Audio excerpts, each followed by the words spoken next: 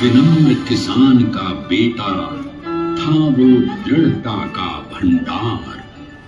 वल्लभ भाई पटेल नाम कहलाता था सरदार। कृषक कार्मिक जनगण से था उसको प्यार अपार। अखिल देश ने उसे रहनुमा किया था स्वीकार। गांधी बापू का शिष्य, सत्य अहिंसा का अवतार, किंतु एक भारत करने को धर लेता हथियार। लौह पुरुष संबोधन था वो लोहे की दीवार। तेज पुंज तुम, शक्ति पीठ तुम, बल का सागर अपरंपार। ऋणी देश का नम्र नमन तुम स्वीकारो सरदार।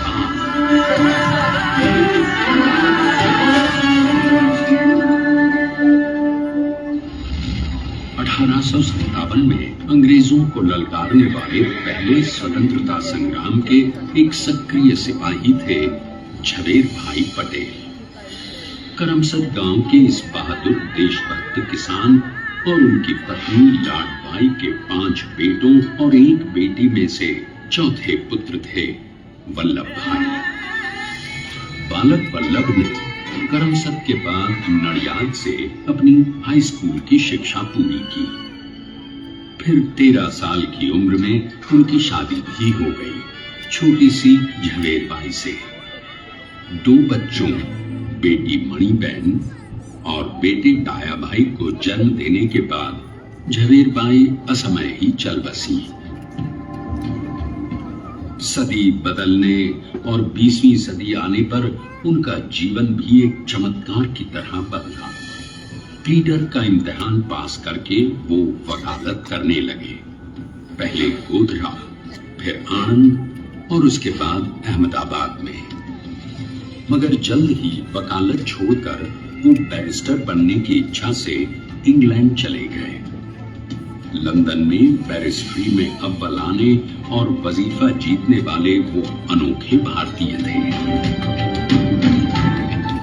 अब तो अहमदाबाद की वरिष्ठ अदालत में बैरिस्टर पटेल की जिरह और जीतों की धूम मच गई।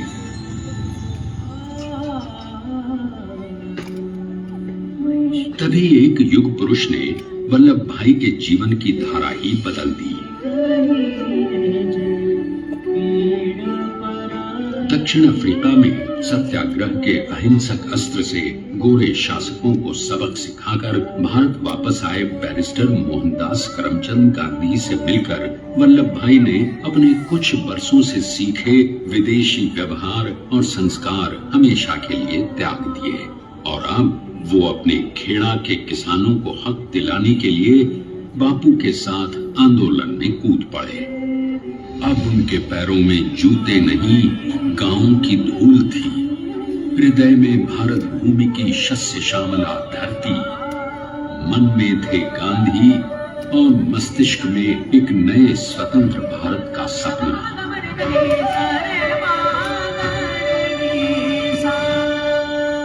तभी बारडोली के मजबूर मजलूम किसानों की यातना का समाचार उनके पास पहुंचा।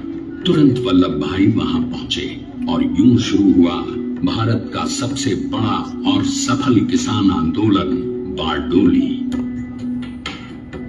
वल्लभ भाई ने बारडोली के 87,000 किसानों को ऐसा अटल अडिग अचल मनोबल दिया कि अंग्रेजी सरकार हिल गई और 1 बरस के बाद उनका लगान माफ कर दिया गया।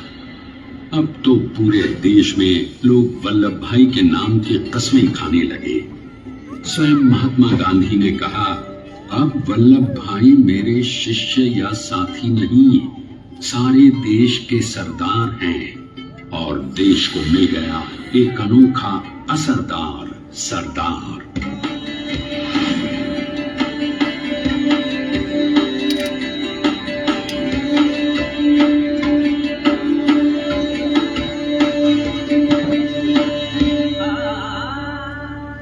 सरदार पटेल के नाम और देशभक्ति से अंग्रेज डरकर कांपने लगे। 1930 के नमक सत्याग्रह और दांडी कूच में वो बापू से भी पहले गिरफ्तार किए गए।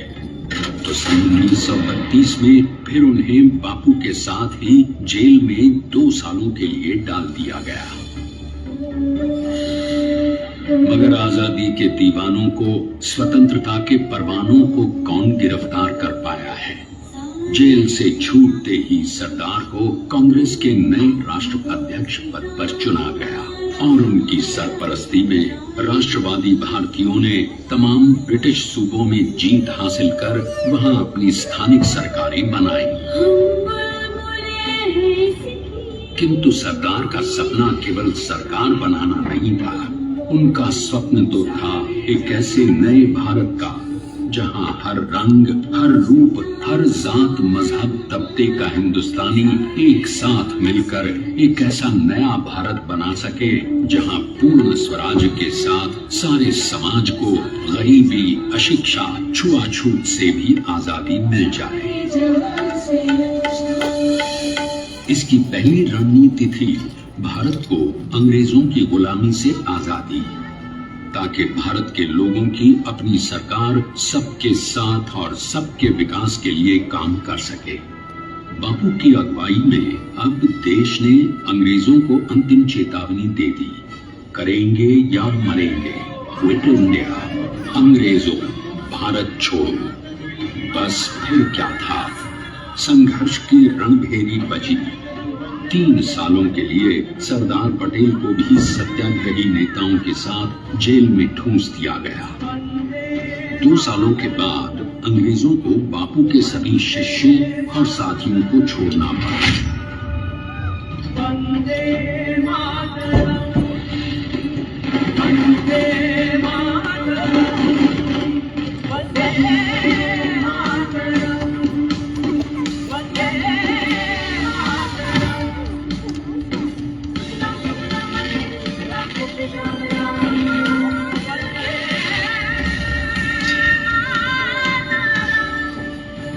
स्वतंत्रता के स्वप्न के सच होने के साथ अब सरदार पर कई एक नई जिम्मेदारियां थी।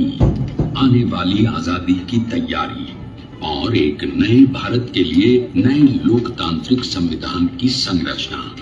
जैसा उनके साथी ने खुद कहा था, सरदार ने ही छेनी हथौड़ी लेकर एक नए भारत को उकेरा है।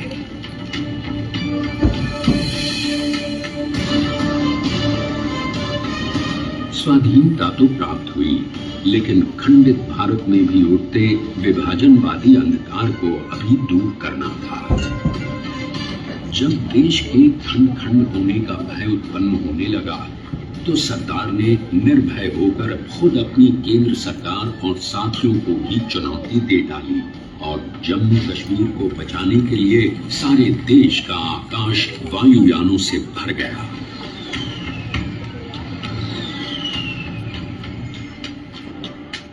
और फिर हैदराबाद और जूनागढ़ के भारत में विलयीकरण को पाकिस्तान से चुनौती मिली। सरदार चाहते थे कि देश की 1 इंच धरती अब और विभाजित नहीं होनी चाहिए। नए भारत को एक करने के लिए समझा बुझाकर मनाकर 565 रियासतों को सरदार ने अपनी सूझबूझ सदाशयता संबल से एक नए स्वतंत्र भारत का अभिन्न अंग बना लिया। हमारे इतिहास में अखंड भारत के पुरुषार्थ का ये एक महानतम अध्याय है।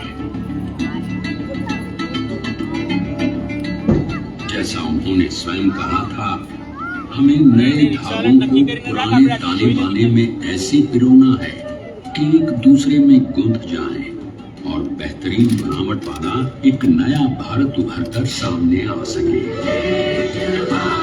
अंततः अपने वज्र दृढ़ संकल्प से एक नया विराट विशाल एक भारत श्रेष्ठ भारत बनाकर दिखा ही दिया सरदार ने। संसार के सबसे बड़े प्रजातंत्र के शिल्पी को प्रणाम करने के लिए देश ने बनाया है ये समर्थ स्मारक। स्वाधीन भारत को समर्थ भारत में बदलने वाले सरदार पटेल को समर्पित प्रेरणातीत भी है।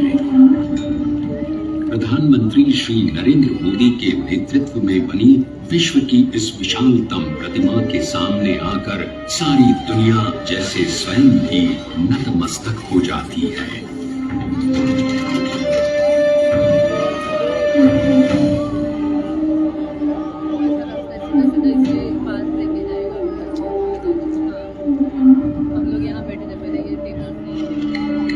देश को बना गया वो अमित अटल,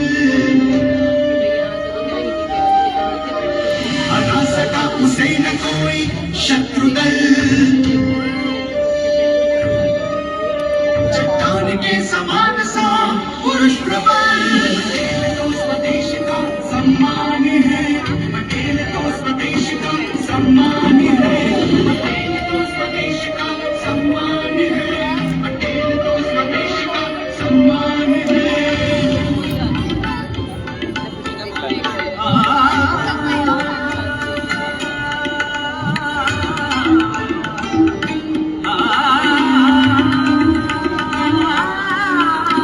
ऊंचाइयां आकाश को छुए,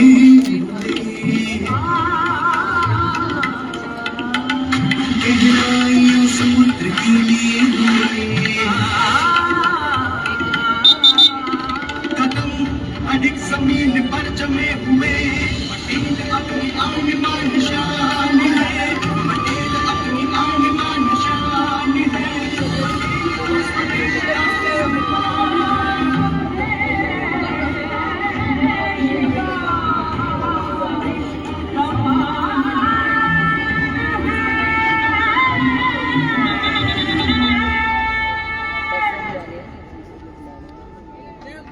आइए अब देखते हैं कि अपने लौह पुरुष को श्रद्धांजलि देती 182 मीटर ऊंची विश्व की सबसे विशालकाय प्रतिमा का निर्माण कैसे हुआ।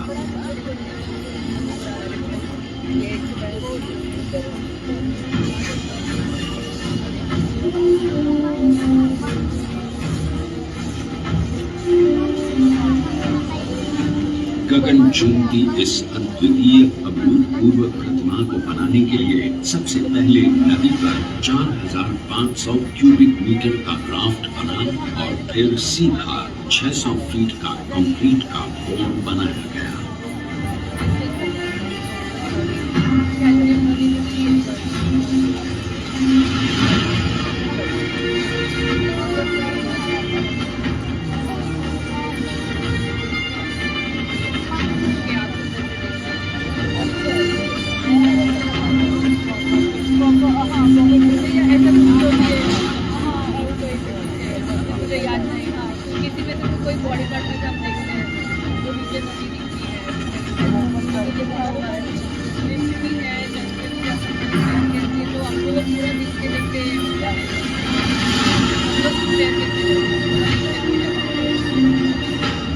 इस कंक्रीट कोर के साथ लगाया गया स्टील का फ्रेमवर्क।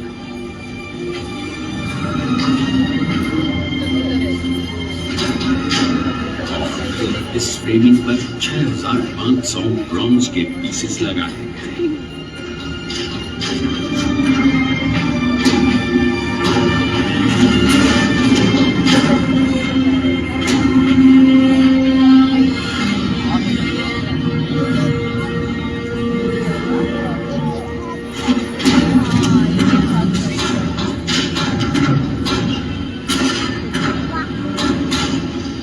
सोचिए कि 182 मीटर ऊंचे इस भव्य भव्य स्मारक के निर्माण में कितना सामान और मेहनत लगी होगी। 70,000 metric ton cement, 18,500 metric ton reinforcement steel, 6,000 metric ton structural steel और 1,700 मीट्रिक टन ब्रॉन्ज।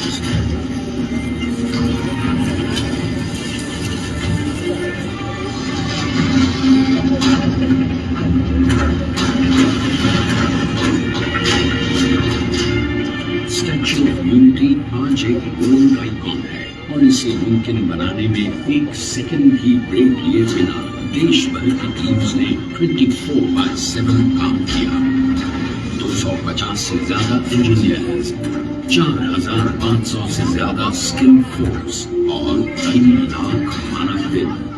हम गर्व से कह सकते हैं कि कुल मिलाकर स्टैच्यू ऑफ यूनिटी के निर्माण में 95% माल सामान, मजदूर, इंजीनियर्स और एक्सपर्ट्स थे भारतीय। जानते हैं कि 182 मीटर ऊंची इस भव्य प्रतिमा को बनाने में कितना समय लगा? डिजाइन के लिए 12 महीने और निर्माण के लिए 34 महीने, यानी कुल मिलाकर केवल 46 महीने।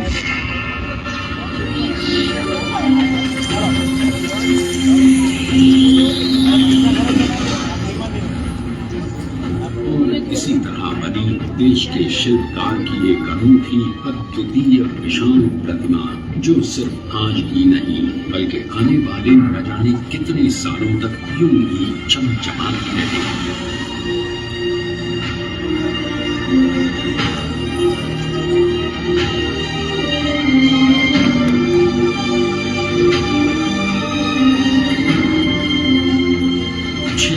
महीनों तक लगातार बिना रुके एकजुट होकर न जाने कितनों ने परिश्रम किया और उनका साथ दिया भारत की 7.25 करोड़ जनता ने। और तभी मुमकिन हो पाया एक ऐतिहासिक निर्माण जो आज कहलाता है भारत की नई पहचान। स्टैच्यू ऑफ यूनिटी, विश्व की सबसे ऊंची प्रतिमा।